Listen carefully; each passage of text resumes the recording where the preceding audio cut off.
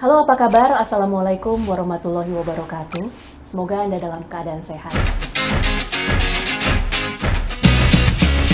Saya Astrid Santoso kali ini akan membahas informasi yang selalu hangat diperbincangkan ketika pertengahan tahun mengenai PPDB 2022. Sudah hadir bersama saya narasumber yang akan berbagi informasi seputaran PPDB 2022, Dr. Dian Peniasiani MED selaku Wakil Koordinator PPDB 2022 sebagai Panitia Tingkat Provinsi. Apa kabar Ibu? Baik, Alhamdulillah. Alhamdulillah sehat ya Bu ya? Alhamdulillah. PPDB sebentar lagi nih Bu. Kira-kira apa sih persiapan yang sudah dilakukan untuk PPDB tahun ini? Baik, terima kasih Teh Astrid ya. Dinas Pendidikan Provinsi Jawa Barat sudah mempersiapkan baik itu mulai dari sosialisasi ya, sosialisasi tentang regulasinya seperti apa.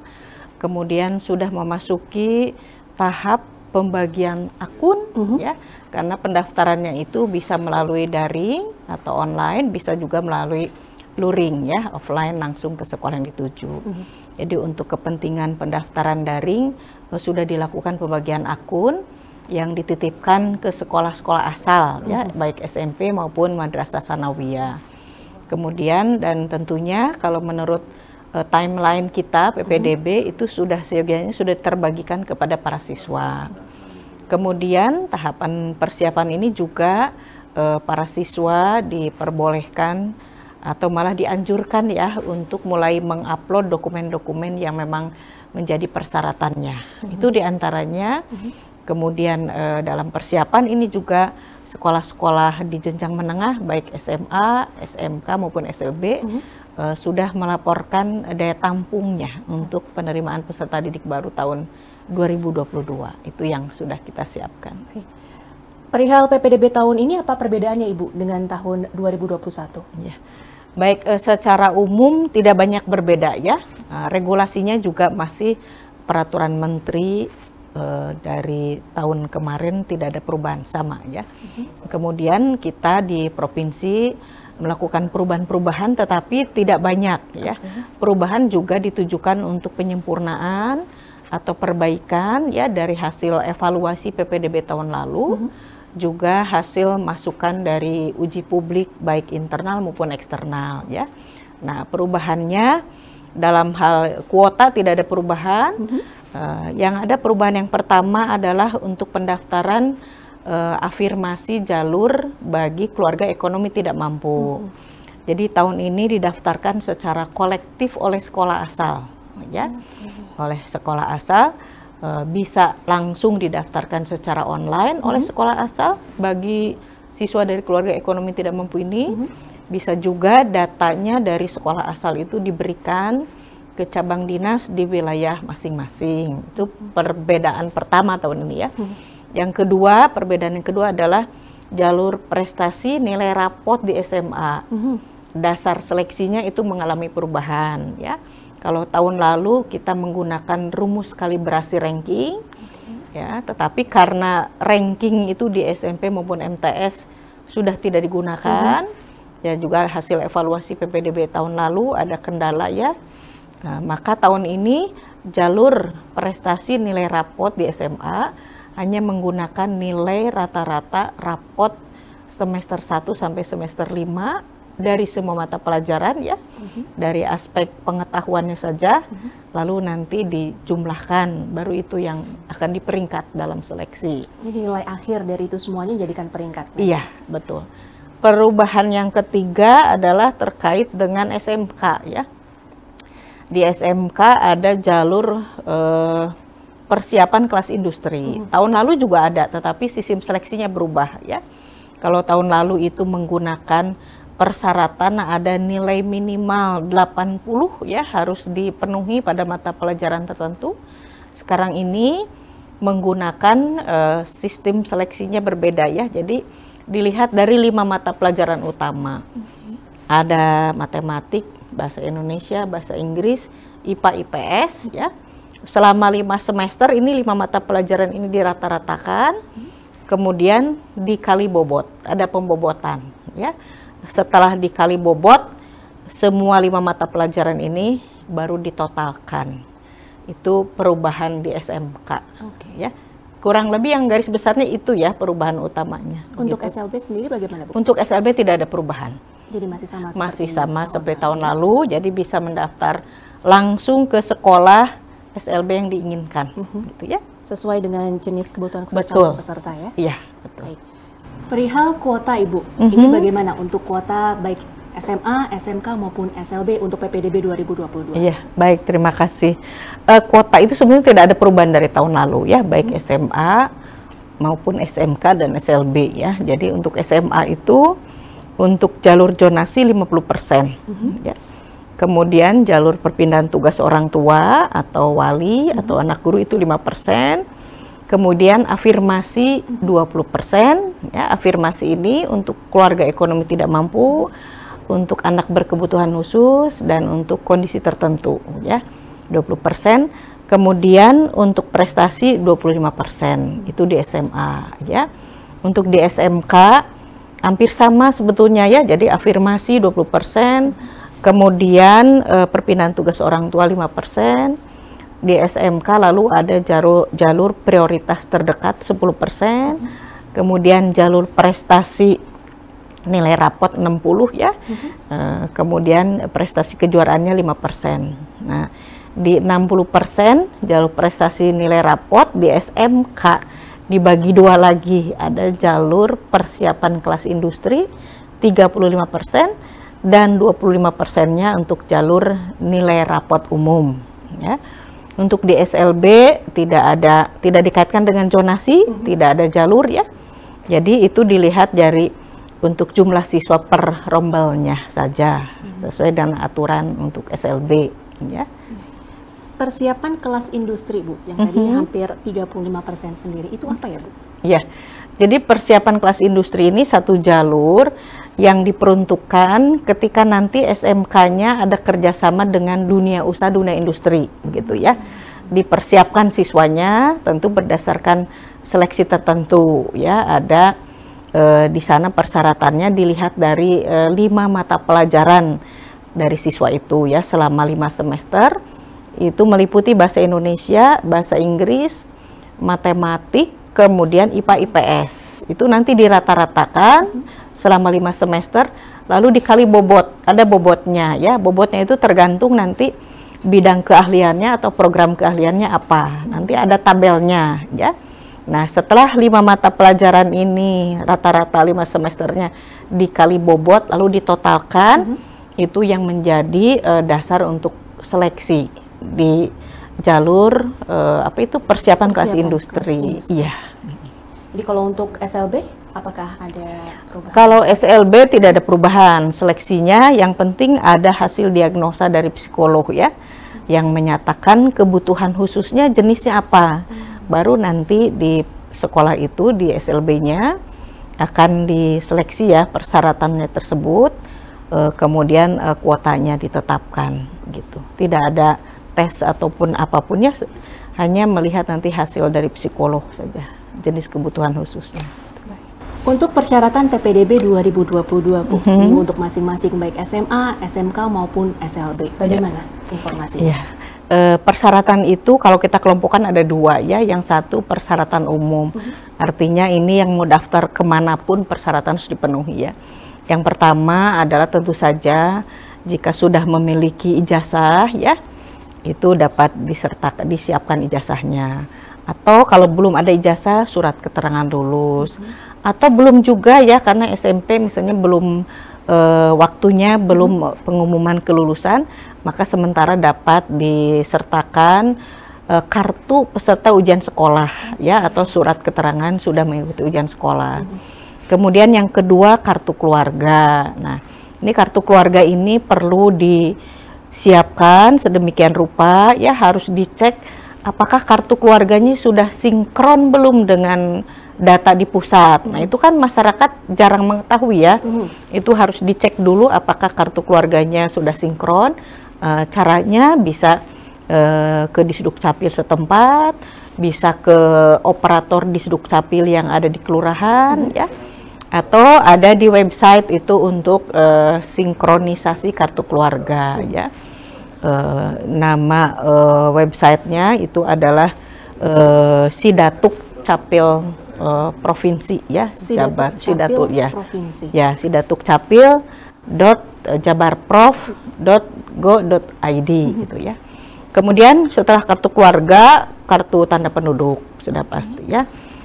Kemudian akta kelahiran. Kalau tidak ada akta kelahiran, surat kenal lahir gitu ya. Kemudian nilai rapot selama 5 semester ya. Itu yang dimaksud dengan persyaratan umum. Ada persyaratan khusus, itu tergantung dari dia mau daftar jalur apa gitu ya. Kalau jalur keluarga ekonomi tidak mampu, berarti harus memiliki dokumen ketidakmampuannya itu ya. Bisa dapatkan, nah itu jadi bisa begini kan, ada yang sudah memiliki kartu ya, kartu program penanggulangan kemiskinan ya, seperti kartu Indonesia Pinter, kartu Indonesia Sehat yang tidak berbayar, kartu Prasejahtera, kartu sembako murah, dan yang lainnya ya, yang masuk dalam program pemerintahan pusat ataupun daerah. Kemudian bagi jalur prestasi kejuaraan berarti harus memiliki piagam-piagam kejuaraannya ya. Kemudian jalur prestasi jalur perpindahan tugas orang tua berarti harus ada dokumen surat perpindahan tugas dari atasan orang tuanya ya. Untuk anak guru berarti juga surat tugas dari kepala sekolahnya. Kemudian jalur lainnya kalau membutuhkan dokumen khusus diantaranya saya kira itu ya sudah ya untuk SMA ya, untuk SMA ya. SMK juga sama kurang. Bedanya kalau di SMK, karena SMK itu boleh ya melakukan tes minat dan bakat atau tes kesehatan. Nah, jadi untuk SMK nanti bisa dikomunikasikan atau bisa lihat nanti di website PPDB ya, di SMK yang dituju. Apakah nanti perlu ada dokumen tes kesehatan? Boleh, karena itu menjadi persyaratan di SMK ya, untuk program keahlian tertentu. Misalnya untuk program keahlian tertentu itu tidak boleh buta warna misalnya. Nah, itu ya ada. Itu saya kira yang namanya persyaratan-persyaratan untuk PPDB ya. Jadi yang umum, persyaratan umum yang harus dilengkapi, baik itu untuk SMA maupun SMK adalah ijazah, lalu kartu keluarga, KTP, akta kelahiran atau surat keterangan lahir, dan juga nilai rapor. Itu yang umum. Betul. Sedangkan yang khusus itu tergantung dengan jalur yang dipilih ya. Baik itu jalur afirmasi kah, prestasi, perpindahan tugas ataupun zonasi. Untuk persiapan kelas industri Ibu yang kuota SMK tadi, apakah itu juga termasuk ada kelengkapan khusus yang harus dipersiapkan untuk murid-murid dari SMP yang tertarik untuk masuk jalur? Tidak ada, tidak persiapan. Jadi cukup tadi persiapannya itu persyaratan umum saja yang tadi ya, termasuk nilai rapot kan yang 5 semester gitu. Yang lainnya sama, itu berlaku untuk SMA, SMK, SLB ya, persyaratan umum gitu. Biasanya banyak yang bertanya mengenai kartu keluarga yang datanya masih belum sinkron dengan Disduk Capil itu Bu. Belum lagi ada yang berubah di tahun ini, mungkin ada anggota keluarganya yang sudah meninggal dunia dan itu belum diperbarui. Seperti apa? Iya, jadi kartu keluarga itu memang aturannya diatur oleh Dinas Kependudukan dan Catatan Sipil ya. Jadi bukan kewenangan Dinas Pendidikan Provinsi Jawa Barat. Nah, menurut aturan di Disduk Capil, yang pertama, ketika di dalam keluarga itu ada perubahan anggota keluarga ya, misalnya yang meninggal, kan dicoret tuh nama anggota keluarganya, atau melahirkan, menambah anggota, atau mencantumkan gelar saja kan ada yang mengajukan perubahan ya, sehingga itu tanggalnya itu kan jadi berubah ya, walaupun untuk melihat lamanya domisili itu bukan satu-satunya di tanggal di kartu ya, tapi ketika dia entry ke Disduk Capil. Paling tidak kita untuk PPDB melihat tanggal yang tertera pada kartu keluarga. Nah, ketika itu berubah karena ada perubahan anggota keluarga, maka bisa jadi kurang dari 1 tahun kan, padahal persyaratan PPDB minimal 1 tahun menetap. Nah, maka itu bisa dilengkapi dengan surat keterangan dari aparat setempat ya, apakah itu RT atau RW atau kelurahan, yang menjelaskan dia itu sudah berdomisili berapa lama di sana. Nah, itu akan lebih baik sebetulnya jika kartu keluarga yang lamanya itu bisa disertakan. Jadi panitia PPDB nanti bisa melihat oh sudah berapa lama dia tinggal di situ gitu ya. Itu. Nah, kalau yang belum sinkron tentu harus disinkronkan dulu. Karena kalau belum sinkron dengan data di pusat itu nanti masuk ke websitenya tidak bisa masuk ya, tidak bisa masuk ke sistem gitu, terkendala gitu ya. Jadi sebaiknya tadi disinkronkan dulu begitu. Itu tentang kakak. Ada lagi. Kan tidak menutup kemungkinan ya ada calon peserta didik yang tinggal menumpang, menumpang bisa dengan familinya ya, sanak keluarganya, bisa mungkin dengan kerabat, bisa barangkali kos dan sebagainya, berarti dia tidak tinggal dengan orang tua. Nah, itu dalam aturan Disdukcapil kalau menumpang seperti itu sekarang ini ada di peraturan Mendagri-nya ya, harus menyertakan surat tidak keberatan dari pemilik rumah atau dari kepala keluarganya ya. Dia itu menumpang di sana dibuktikan dengan surat keterangan tidak keberatan gitu. Jadi pemilik kartu keluarga yang utama itu membuat surat keterangan tidak keberatan. Misalnya calon peserta didik atas nama siapa itu menetap di situ sejak kapan misalnya. Jadi dokumen yang ada itu dipersiapkan saja semuanya. Misalnya ada pun perubahan, tetap saja disiapkan yang lama maupun yang baru, begitu ya Bu ya. Dan didukung dengan dokumen-dokumen lain yang bisa didukung dari kelurahan, kecamatan dan sekitar. Cukup itu saja yang tadi saya sebutkan ya. Jadi kalau memang sudah ada kartu keluarganya, tidak usah lagi ke kelurahan, kecamatan, kecuali tadi ada perubahan itu ya. Kalau ada perubahan. Untuk pendaftaran PPDB 2022, Bu, ini kapan dibukanya dan bagaimana saja tahapnya? Baik, untuk PPDB pendaftarannya itu dibagi 2 tahap ya. Tahap pertama dimulai tanggal 6 Juni sampai 10 Juni. Itu hampir untuk SMA nih hampir semua jalur ya, kecuali zonasi. Jadi zonasinya nanti di tahap 2 ya. Kalau di SMK juga hampir semua jalur di tahap 1. Kecuali di tahap 2-nya SMK itu jalur prestasi nilai rapot umum gitu ya. Nah, untuk SLB bersamaan di tahap 1 ya, mulai tanggal 6 sampai 10 Juni. Pendaftaran itu tadi kalau untuk afirmasi keluarga ekonomi tidak mampu itu kolektif oleh sekolah asal ya. Kalau yang lain selain dari afirmasi yang KTM itu bisa mendaftar secara mandiri, jadi tidak harus kolektif oleh sekolah asal. Pendaftarannya bagaimana itu bisa daring ya, atau online. Jadi tadi kan sudah Ibu jelaskan di awal pada masa persiapan sejak tanggal 17 Mei itu Dinas Pendidikan Provinsi Jawa Barat, panitia PPDB-nya sudah menyebarkan akun ya di sekolah asal. Jadi para siswa bisa meminta akunnya dari SMP atau MTS asalnya. Nah, kemudian mendaftarnya mau daring atau mau luring. Nah, kalau mau daring ya tinggal masuk ke website PPDB kan ya. Dengan akunnya nanti bisa mendaftar seperti itu. Kalau misalnya masyarakat tidak bisa mengoperasikan internet gitu ya, atau jaringannya jelek di daerah itu, bisa datang langsung ke sekolah tujuan, berarti nanti itu luring ya, tatap muka langsung, tapi tetap dengan memperhatikan protokol COVID ya, walaupun sudah agak mereda gitu. Kemudian nanti di sekolah itu ada panitia akan membantu ya, apakah nanti dibantu melakukan pendaftaran daring atau oleh panitia sendiri nanti didaftarkannya, begitu ya, seperti itu. Itu sebetulnya di SMA maupun SMK sama ya.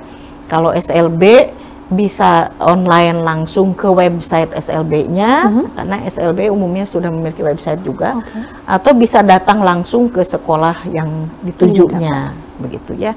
Jadi secara garis besar seperti itu. Jadi ketika sudah menginput data, seandainya daring misalnya, hati-hati jangan dulu langsung klik submit ya, atau masuk, diperiksa dulu ya, divalidasi oleh pendaftar itu sendiri dulu.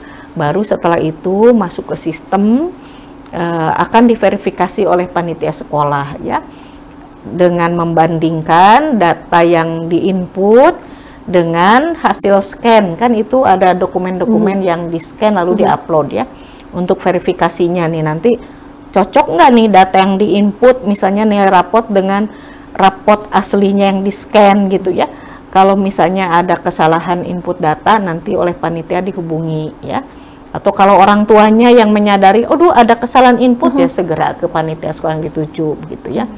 Nah, setelah verifikasi, nanti ada, tentu saja ada rapat ya, rapat Dewan Pendidik dengan kepala sekolah di tiap sekolah untuk memutuskan siapa saja yang layak lolos seleksi. Kemudian hasil rapat dengan Dewan Guru itu dikoordinasikan ke cabang dinas ya, ke kepala cabang dinas pendidikan wilayah masing-masing. Setelah oke, dikoordinasikan, baru nanti diunggah ya, diupload ke sistem seperti itu. Untuk hal-hal yang seleksinya memang menggunakan sistem gitu ya. Nah, kalau untuk jalur prestasi, prestasi kejuaraan, itu kan sekolah baik SMA maupun SMK ya bisa menyeleksinya berdasarkan piagam yang diberi skor gitu ya. Bisa 100% dari piagam yang dimiliki siswa itu. Piagam ini kalau dia memiliki berbagai jenis prestasi ya, pertimbangkan mana yang kejuaraannya itu berjenjang ya. Misalnya dia pernah punya kejuaraan tingkat kota, kemudian naik lagi ke tingkat provinsi misalnya, ke tingkat nasional, maka itu yang berjenjang itu sebaiknya itu yang dipilih piagamnya, karena nanti skornya dijumlahkan ya, diakumulasikan. Kalau tidak ada yang berjenjang, ya pilih saja yang skornya nanti tertinggi gitu ya. Nah, skor ini nanti ada tabelnya di website, bisa dilihat ya, ada. Kemudian berikutnya, yang kedua, untuk jalur prestasi kejuaraan ini, sekolah bisa juga tidak hanya melihat piagam, tetapi melakukan tes atau uji kompetensi secara langsung. Secara langsung. Jadi misalnya piagamnya diskor, uji kompetensinya juga diskor ya, ada tes di sekolah itu. Nanti nilai akhirnya adalah ada pembobotan. 30% itu dari skor piagamnya, 70% dari uji kompetensinya, gitu ya. Jadi diuji langsung oleh sekolah gitu. Bisa seperti itu untuk seleksi prestasi kejuaraan ya. Sedangkan yang lain-lain kan tergantung jalurnya ya, seleksinya. Kalau jalur zonasi, afirmasi, perpindahan tugas orang tua itu berdasarkan jarak terdekat ya. Nah, jarak terdekat ini diukurnya melalui jarak udara ya. Jadi bukan jarak darat, misalnya dari Rajiman ini ke Cihampelas naik angkot berapa kilometer seperti itu ya, tapi dilihat menggunakan Google Maps ya. Aplikasi Google ini mengukur titik koordinat. Jadi sekolahnya titik koordinatnya di mana, rumahnya titik koordinatnya di mana, baru itu nanti akan terukur jaraknya gitu ya. Nah, siapa yang terdekat itu diseleksi seperti itu kalau berdasarkan jarak ya. Kalau tadi jalur prestasi nilai rapot kan berdasarkan di SMA berdasarkan nilai rapot rata-rata ya, dari seluruh mata pelajaran 5 semester, lalu rata-rata ini dijumlahkan, itu seleksinya kali ini. Kemudian barulah nanti setelah diseleksi sudah diputuskan oleh sekolah, dikoordinasi cabang dinas, diumumkan di website ya, begitu. SMK hampir sama, yang jalur afirmasi, perpindahan tugas orang tua, kemudian prioritas terdekat itu menggunakan jarak ya. Sedangkan tadi yang prestasi kejuaraan hampir sama dengan SMA, bisa dari piagam, bisa piagam plus uji kompetensi. Kemudian jalur prestasi untuk persiapan kelas industri tadi sudah saya jelaskan ya, dengan jalur prestasi nilai rapot umum dari mata pelajaran kelompok A saja ya. Jalur prestasi nilai rapot umum di SMK ini baik lulusan SMP maupun MTS hanya dilihat dalam struktur kurikulumnya hanya mata pelajaran kelompok A ya, yaitu adalah yang samanya ya antara SMP dengan MTS gitu. Baru itu nanti rata-rata 5 semesternya dilihat, kemudian dijumlahkan dulu ya, dijumlahkan tiap semester baru nanti kelima-limanya itu dirata-ratakan. Itu yang di peringkat. Kalau di SMK untuk jalur prestasi nilai rapot umum. Untuk tahapnya sendiri tadi Ibu bisa diulangin lagi, tahap pertama kapan dan tahap kedua kapan? Ya. Tahap pertama itu tadi dari tanggal 6 Juni sampai 10 Juni. Ya.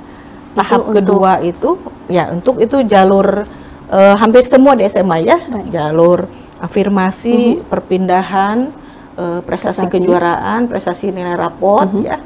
Itu di SMA. Kemudian di SMK hampir semua juga, baik itu afirmasi, perpindahan tugas, prioritas terdekat, prestasi kejuaraan, prestasi nilai, jalur prestasi untuk persiapan kelas industri. Di tahap 2-nya tanggal 23 Juni sampai 30 Juni, SMA hanya zonasi saja, SMK hanya prestasi nilai rapot umum. Nah, kalau tidak lulus di tahap 1 nih ya, misalnya ada orang tua yang akan memilih jalur prestasi nilai rapot dulu, gitu ya.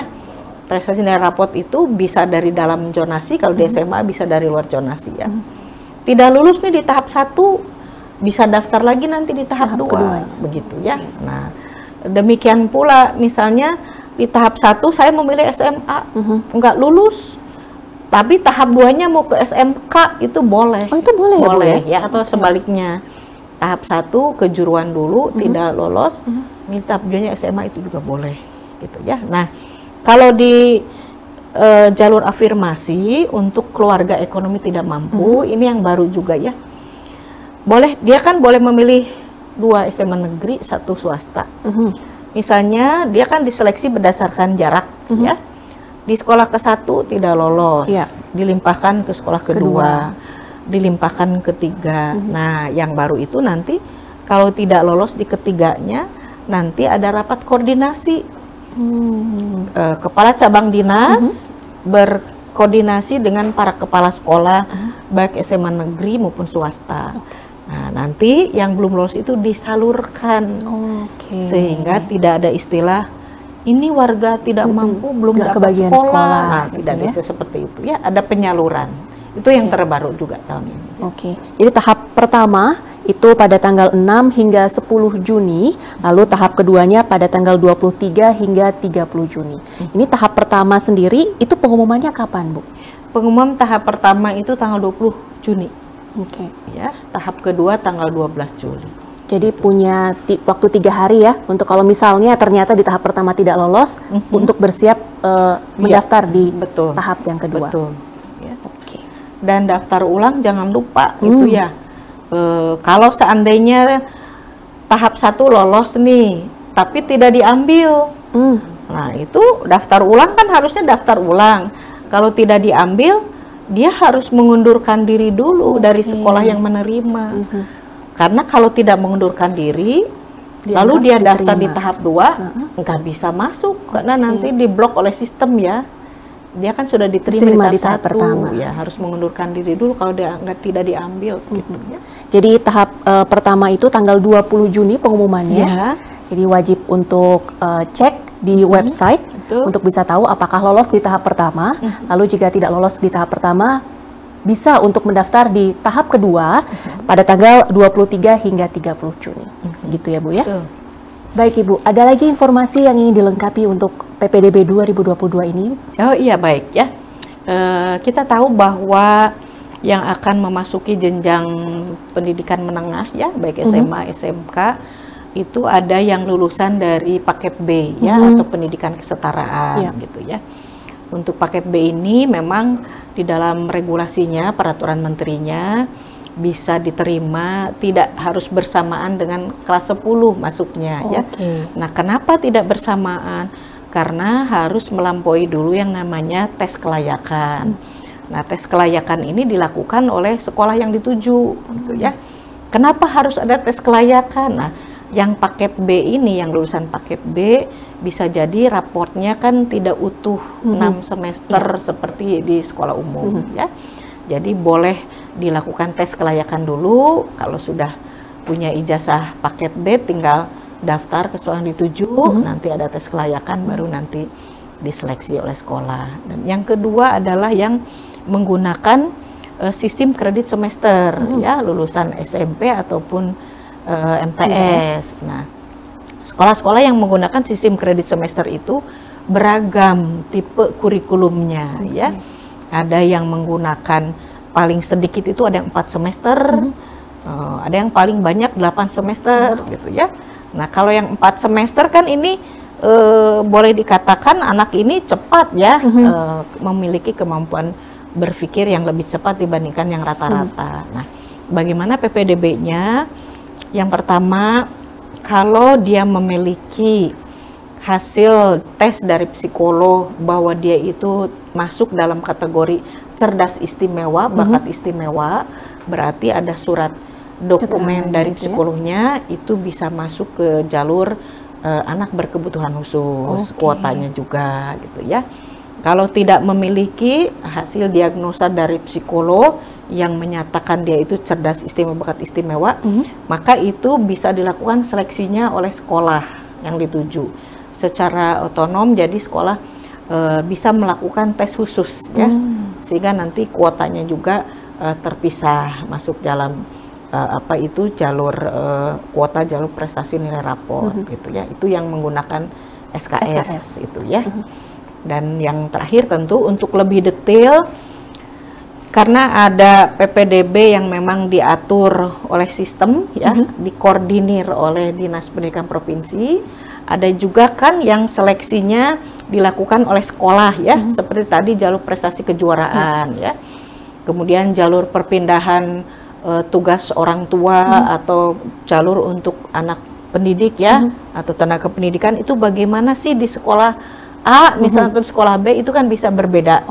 Nah, untuk lebih detail mengetahui aturan-aturan yang memang menjadi kewenangan sekolah untuk mengaturnya, maka masyarakat bisa lihat di website PPDB, kemudian nanti memilih sekolahnya yang dituju. Nanti di sana ada SOP dari masing-masing sekolah, standar operasional prosedur tentang PPDB di sekolah itu, bisa masyarakat baca untuk mengetahui lebih detail tentang PPDB di sekolah yang bersangkutan. Gitu. Semua itu bisa diakses lewat website ya, Bu ya? Betul. Kalau tidak bisa mengoperasikan internet, bisa datang ke sekolah yang dituju ya, bisa offline juga. Jadi baik jalur daring maupun luring itu bisa dimanfaatkan. Betul. Terima kasih untuk Ibu Dian selaku Wakil Koordinator PPDB 2022 yang menjelaskan terkait PPDB 2022 di Provinsi Jawa Barat untuk tingkat SMA, SMK, dan juga SLB. Semoga apa yang telah kita perbincangkan pada kesempatan kali ini bisa bermanfaat dan memberikan edukasi kepada Anda mengenai proses pendaftaran peserta didik baru 2022. Kanal informasi resmi seputaran PPDB 2022 dapat diakses di ppdb.disdik.jabarprof.go.id, dan informasi terbaru seputaran PPDB 2022 juga terdapat di seluruh laman media sosial Disdik Jabar. Akhir kata, saya Astrid Santoso, pamit undur diri. PPDB 2022, Sekolah Merdeka Jabar Juara.